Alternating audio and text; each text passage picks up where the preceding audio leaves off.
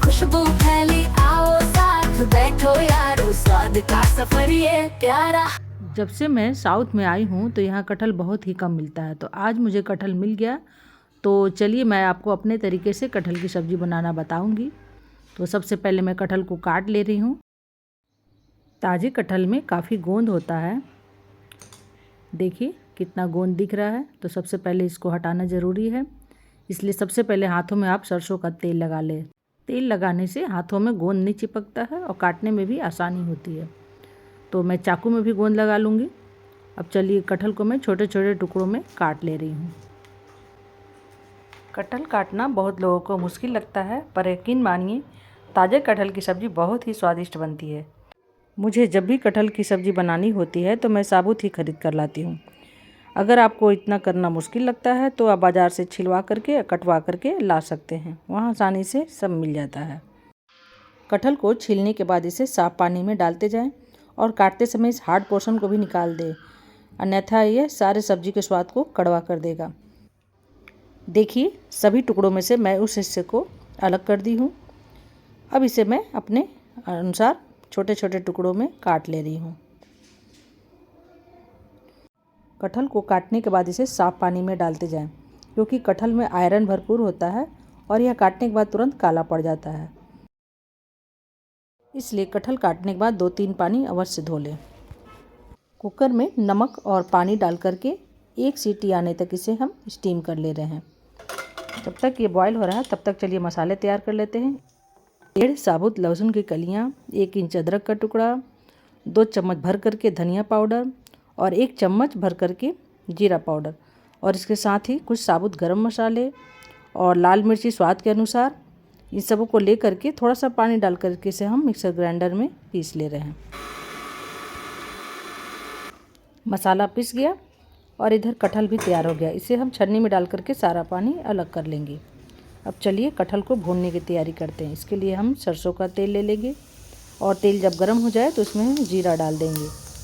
अब जीरा चटक गया है, अब इसमें हम कटहल के पीस को डाल करके अच्छी तरह से फ्राई कर लेंगे।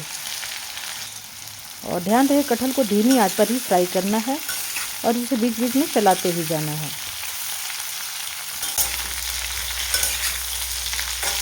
जब तक कटहल भून रहा है तब तक मैं चलिए प्याज काट ले रही हूँ। इसके लिए मैं 2 बड़े साइज़ के प्याज को लंबा स्लाइस में काट ले रही हूँ।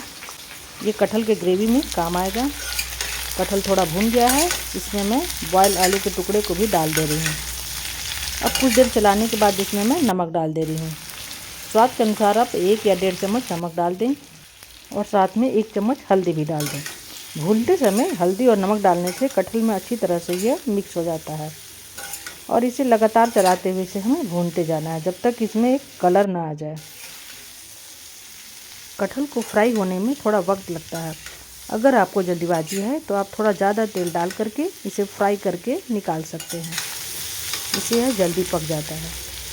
देखिए हमारा कटहल भी लगभग भून चुका है और इसका कलर भी दिखने लगा है ब्राउन चित्ती जैसा, मतलब कटहल अच्छी तरह से यह भून गया।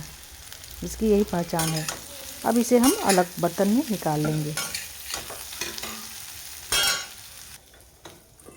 कटहल भुन गया, अब मसाले तैयार करते हैं। इसके लिए कढ़ाई में फिर से सरसों का तेल डालेंगे, उसमें 1 बड़ी इलायची और दालचीनी का टुकड़ा और 1 चम्मच जीरा डाल देंगे। जब यह चटक जाए तो उसमें हम तेज़पत्ता डाल देंगे 1, और थोड़ा सा हींग भी डाल देंगे, क्योंकि हींग डाइजेशन के लिए बहुत ही अच्छा होता है। फिर इसी में हम कटे हुए प्याज डाल करके अच्छी तरह से चलाते हुए भून लेंगे। प्याज भूनते समय आंच को धीमा रखना है और इसे बीच बीच में चलाते जाना है ताकि प्याज जले नहीं। दोपहर का समय है, इस समय हमारे फ़ोन कॉल्स अक्सर आ ही जाते हैं, क्या करें।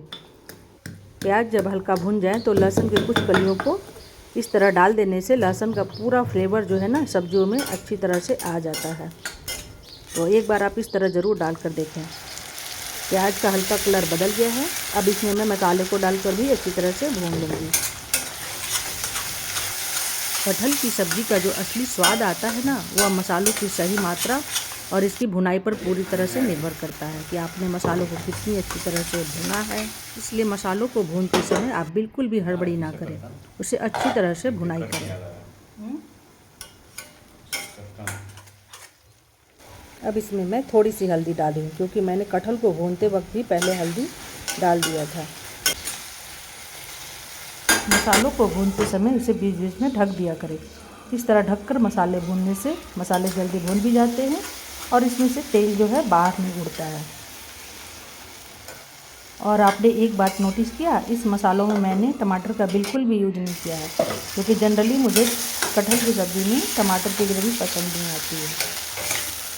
अगर आपको पसंद आती है तो आप टमाटर डाल सकते हैं। और इसमें फ्लेवर के लिए मैंने इसमें मीट मसाले का यूज़ किया है, जो 1 चम्मच मैंने डाला है, सिर्फ 1 चम्मच। पाउडर मसाला डालने के बाद इसे हम 2 मिनट और भून लेते हैं। मसाले अच्छी तरह से भून गए हैं, इसमें से तेल भी बाहर निकल गया है। अब इसमें हम कटहल के पीसेस को डाल देते हैं और इसे एक बार अच्छी तरह से चला देते हैं। कटहल की ग्रेवी बनाने के लिए इसमें हम गर्म पानी का यूज़ करेंगे, ठंडा पानी बिल्कुल भी यूज़ नहीं करना है। आप अपने अंदाज से जितना आपको ग्रेवी पसंद हो उतना पानी डाल दें। कटहल की सब्ज़ी को मैं कढ़ाई में बना रही हूँ, इसलिए इसमें थोड़ी ज़्यादा मात्रा में पानी डाल करके इसे 2 मिनट के लिए ढक करके पकने दें।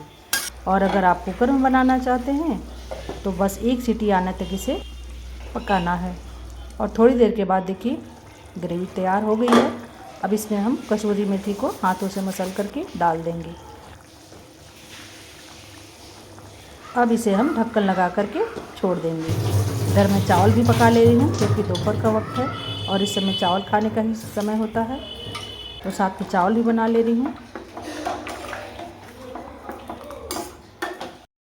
तो लीजिए कटहल की सब्ज़ी तैयार हो गई है। देखिए कितना टेम्पटिंग दिख रहा है।